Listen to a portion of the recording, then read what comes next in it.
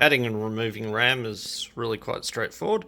Here we go, I've got one type of motherboard with 4 RAM slots here, and another one over here with only 2 RAM slots here.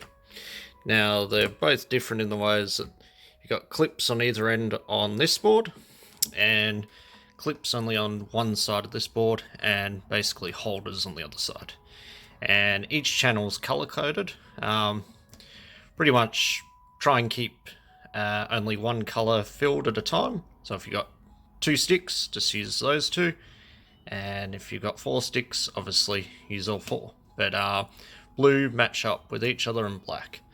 Now I've got 4 sticks of DDR3 RAM here. As you can see just on the back, DDR3. Now with this board especially, you want to sort of get one end in first, the holder end, and then the other end. Basically just want to sort of push it in. Now I'll sort of make a light clicking noise when it's in, as you can see. So once it's fully in, you should be right. If it does get stuck, just take it back out, like so. And just double check there's nothing in there, but you should be right as long as your board's clean.